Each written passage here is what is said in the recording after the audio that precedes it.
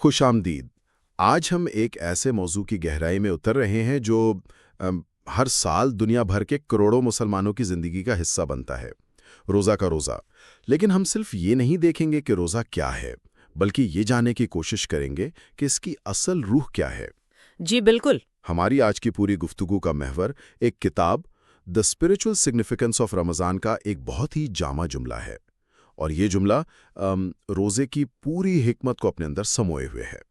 ہمارا مقصد ہے کہ اس ایک جملے کے مختلف پہلوؤں کو سمجھیں، یعنی پرت در پرت اسے کھولیں کہ روزہ کیوں رکھا جاتا ہے، اس سے انسان کیا سیکھتا ہے، اور اس کا حتمی روحانی مقصد کیا ہے۔ تو آئیے اس گہری کھوج کا آغاز کرتے ہیں۔ پہلا اور بنیادی نقطہ جو ذریعہ ہمارے سامنے رکھتا ہے وہ یہ ہے: مسلمان رمضان میں روزہ اس لیے رکھتے ہیں کیونکہ یہ اللہ کا حکم ہے۔ یہ بظاہر ایک سیدھی سی بات لگتی ہے، لیکن شاید سب سے اہم بھی یہی ہے۔ بالکل، اور اس نقطے کو سب سے پہلے رکھنا ہی آپ دیکھیں روزے کی پوری عمارت کی بنیاد رکھتا ہے۔ یہ ہمیں فوراً بتا دیتا ہے کہ یہ عمل ثقافتی روایت، سماجی دباؤ یا صحت کے فوائد سے بہت پہلے ایک روحانی ذمہ داری ہے۔ یہ ایک ذاتی عہد ہے، ایک وعدہ جو انسان اپنے خالق سے کرتا ہے۔ مطلب یہ کہنے کے برابر ہے کہ میں یہ اس لیے کر رہا ہوں کیونکہ جس نے مجھے بنایا ہے اس نے مجھے ایسا کرنے کو کہا ہے۔ اچھا، تو یہ سارا نیت کا معاملہ ہے، یعنی عمل کی شروعات ہی اس احساس سے ہوتی ہے کہ یہ میری اپنی پسند سے زیادہ میرے خالق کی رضا کا معاملہ ہے۔ لیکن یہاں ایک سوال پیدا ہوتا ہے۔ آج کے دور میں جہاں انفرادی آزادی اور منطق پر بہت زور دیا جاتا ہے، وہاں حکم کا تصور یہ کچھ لوگوں کے لیے تھوڑا مشکل ہو سکتا ہے۔ کیا ذریعہ اس پر کوئی روشنی ڈالتا ہے کہ یہ حکم صرف ایک پابندی ہے یا اس میں کوئی گہری حکمت بھی پوشیدہ ہے؟ یہ بہت اہم سوال ہے۔ ذریعہ اس حکم کو اندھی اطاعت کے طور پر پیش نہیں کرتا، بلکہ وہ اسے اعتماد پر مبنی اطاعت کہتا ہے، یعنی یہ یقین رکھنا کہ جس خالق نے یہ حکم دیا ہے اس نے یہ انسان کے اپنے ہی فائدے کے لیے دیا ہے، چاہے وہ فائدہ فوری طور پر سمجھ میں نہ بھی آئے۔ یہ بالکل ایسا ہی ہے جیسے ایک ڈاکٹر مریض کو کڑوی دوا دیتا ہے۔ مریض کو دوا کا کیمیائی فارمولہ شاید معلوم نہ ہو، لیکن وہ ڈاکٹر کی مہارت پر بھروسہ کرتا ہے۔ اسی طرح روزہ رکھنے کا عمل خدا کی حکمت پر اعتماد کا اظہار ہے، اور یہی وہ نیت ہے جو روزے کو محض فاقے یا انٹرمیٹنٹ فاسٹنگ سے بالکل الگ کر دیتی ہے۔ تو یہ ایک بہت دلچسپ نقطہ ہے، یعنی عمل ایک ہی ہے، کھانے پینے سے رکنا، لیکن نیت اسے عبادت بنا دیتی ہے۔ تو یہ بنیاد ہے، ایک روحانی معاہدہ۔ جب یہ بنیاد قائم ہو جاتی ہے تو پھر اس کے اوپر تعمیر شروع ہوتی ہے۔ ذریعہ کا اگلا حصہ کہتا ہے کہ روزہ تقوی اور صبر سکھاتا ہے۔ یہ دو بہت بھاری الفاظ ہیں۔ آئیے پہلے تقوی پر بات کرتے ہیں۔ اس کا عام ترجمہ تو خدا کا خوف کیا جاتا ہے، جو تھوڑا منفی سا لگتا ہے، یا گاڈ کانشسنس کے معنی میں لیتا ہے۔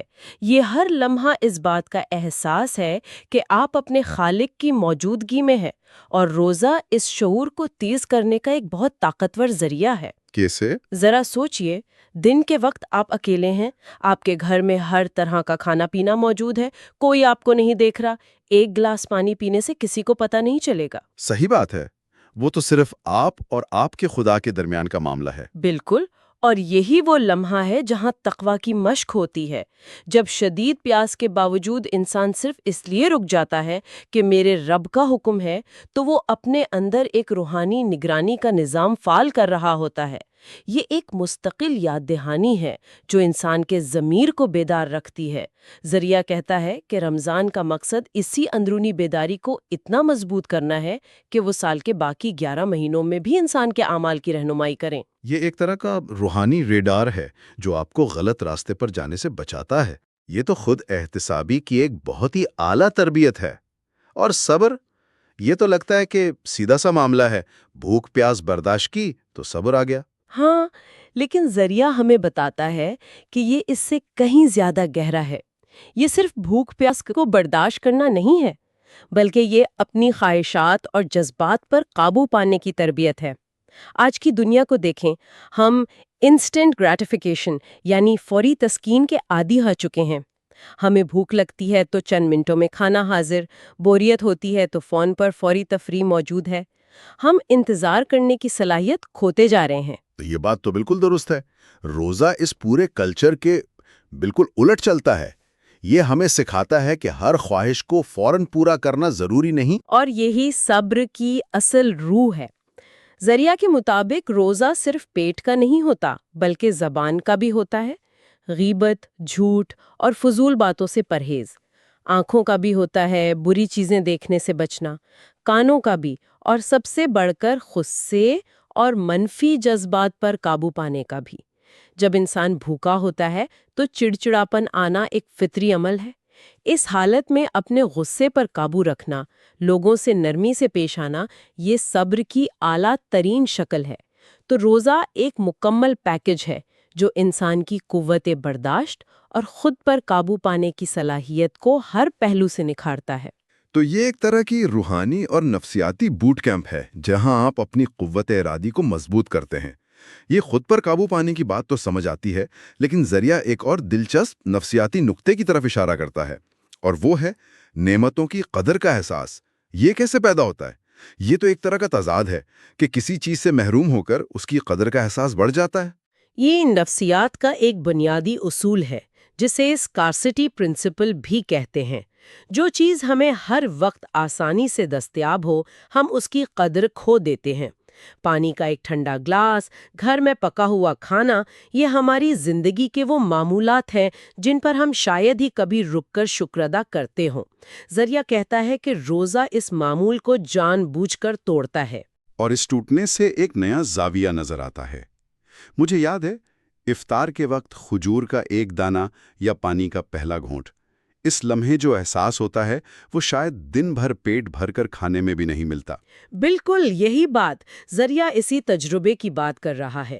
یہ شکر گزاری کو ایک ذہنی تصور سے نکال کر ایک جسمانی اور جذباتی حقیقت بنا دیتا ہے۔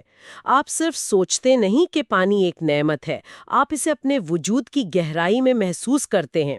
یہ تجربہ آپ کے اندر ایک بنیادی تبدیلی لاتا ہے۔ آپ چیزوں کو ٹیک فار گرانٹڈ لینا چھوڑ دیتے ہیں۔ اور اس کا ایک اور بہت اہم پہلو ہے ہمدردی۔ یعنی ان لوگوں کے لیے احساس پیدا ہونا جن کے لیے یہ محرومی روز کا معمول ہے۔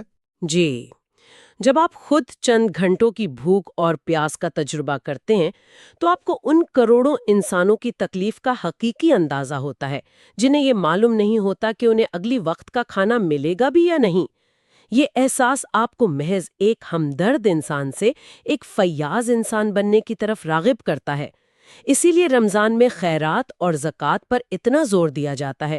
یہ تجربہ آپ کو اپنی دنیا سے نکال کر دوسروں کے دکھ درد میں شریک کرتا ہے، اور شکر گزاری کا جذبہ صرف اپنی ذات تک محدود نہیں رہتا۔ واہ! تو یہ محرومی دراصل آپ کو روحانی طور پر زیادہ امیر بنا رہی ہے۔ یہ ایک بہت طاقتور تصور ہے۔ اچھا، تو اب تک ہم نے 3 مراحل دیکھے: اللہ کے حکم پر اعتماد، پھر تقوی اور صبر کے ذریعے خود پر قابو، اور اس کے نتیجے میں نعمتوں کی قدر اور ہمدردی کا جذبہ۔ ذریعے کے مطابق ان سب کا منطقی نتیجہ آخری نقطے میں نکلتا ہے: روزہ روحانی پاکیزگی بڑھاتا ہے۔ یہ حتمی مقصد لگتا ہے۔ اس پاکیزگی سے کیا مراد ہے؟ آپ نے بالکل صحیح طور پر اسی تمام مراحل کا نچوڑ کہا۔ ذریعہ اسے ایک روحانی ڈی ٹاکس یا صفائی کے عمل سے تشبیہ دیتا ہے۔ جیسے ہم اپنے جسم کو فاسد مادوں سے پاک کرنے کے لیے ڈی ٹاکس کرتے ہیں، روزہ روح کو منفی خصائل اور باطنی بیماریوں سے پاک کرنے کا عمل ہے۔ باطنی بیماریاں جیسے تکبر، حسد، لالچ، کینہ اور غصہ۔ یہ وہ چیزیں ہیں جو انسان کی روح پر بوجھ بن جاتی ہیں اور اسے بھاری کر دیتی ہیں۔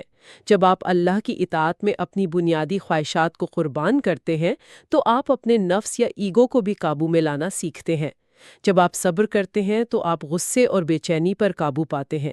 جب آپ شکر گزاری محسوس کرتے ہیں تو آپ کے دل سے حسد اور ناشکری کا احساس کم ہوتا ہے۔ یہ تمام چیزیں مل کر آپ کے باطن کو صاف کرنا شروع کر دیتی ہیں۔ تو یہ صرف بری چیزوں کو ہٹانے کا عمل ہے یا اس میں کچھ مثبت چیزوں کا اضافہ بھی ہوتا ہے؟ بہترین سوال۔ یہ دونوں ہیں۔ یہ صرف خالی کرنے کا عمل نہیں ہے بلکہ اس خالی جگہ کو اچھی چیزوں سے بھرنے کا بھی عمل ہے۔ ذریعہ بتاتا ہے کہ جب روح ان منفی بوجھوں سے ہلکی ہوتی ہے تو اس میں مثبت روحانی کیفیات جیسے محبت، عاجزی، سکون اور خدا سے قربت کا احساس بڑھتا ہے۔ روزہ ایک طرح سے آپ کے روحانی برتن کو پہلے خالی کرتا ہے اور پھر اسے رحمت اور نور سے بھرنے کے لیے تیار کرتا ہے۔ یہی روحانی پاکیزگی ہے، باطن کا صاف اور منور ہو جانا۔ تو اس سب کا کیا مطلب ہے؟ اگر ہم ان تمام نکات کو ایک ساتھ جوڑیں تو ذریعہ ہمیں بتا رہا ہے کہ روزہ محض ایک سالانہ رسم نہیں ہے، یہ ایک مکمل مربوط روحانی تربیتی پروگرام ہے۔ یہ اطاعت کے ایک سادہ مگر گہرے عمل سے شروع ہوتا ہے جو انسان میں خود شناسی اور نظم و ضبط یعنی تقویٰ و صبر پیدا کرتا ہے۔ یہ نظم و ضبط اسے ایک نئے زاویہ نظر یعنی شکر گزاری و ہمدردی سے روشناس کرواتا ہے، اور ان سب کا مجموعی نتیجہ انسان کی باطنی صفائی اور روحانی ارتقاء کی صورت میں نکلتا ہے۔ یہ الگ الگ فائدے نہیں بلکہ ایک ہی زنجیر کی کڑیاں ہیں۔ ایک ری سیٹ بٹن کے طور پر پیش کرتا ہے۔ ہماری روزمرہ کی زندگی کی بھاگ دوڑ میں ہماری روحانی ترجیحات اکثر دھندلا جاتی ہیں۔ ہم دنیا میں اتنے مگن ہو جاتے ہیں کہ اپنی روح کی پیاس کو بھول جاتے ہیں۔ رمضان اور روزہ ایک موقع فراہم کرتے ہیں کہ ہم ایک مہینے کے لیے رکیں، اپنی زندگی کا جائزہ لیں، اپنی بیٹری کو ریچارج کریں اور اپنی سمت کو دوبارہ درست کریں۔ اس کا مقصد صرف ایک مہینے کی تبدیلی نہیں بلکہ ایک ایسی تبدیلی لانا ہے جس کے اثرات سال بھر ہماری شخصیت اور کردار میں نظر آئیں۔ تو آج ہم نے ذریعہ کی روشنی میں دیکھا کہ روزہ صرف بھوکا پیاسا رہنا نہیں بلکہ یہ ایک کثیر الجہتی روحانی سفر ہے جو اللہ کے حکم کی تعمیل سے شروع ہوتا ہے، کردار سازی کی بھٹی سے گزرتا ہے، شکر گزاری کی منزل پر ٹھہرتا ہے اور بالآخر روح کی پاکیزگی پر ختم ہوتا ہے۔ اور اب اس گفتگو کو سمیٹتے ہوئے ہم ایک سوچ آپ کے لیے چھوڑے جا رہے ہیں۔ ذریعہ روزے کو نظم و ضبط اور شکر گزاری کے ذریعے باطنی پاکیزگی کا راستہ بتاتا ہے۔ یہ ایک وسیع تر سوال کو جنم دیتا ہے۔ زندگی کے کسی بھی پہلو میں، چاہے وہ خوراک ہو، ٹیکنالوجی ہو یا کوئی اور عادت، عارضی اور رضاکارانہ پرہیز کسی شخص کے کردار اور دنیا کے بارے میں اس کے نقطہ نظر کو کس طرح تشکیل دیتا ہے۔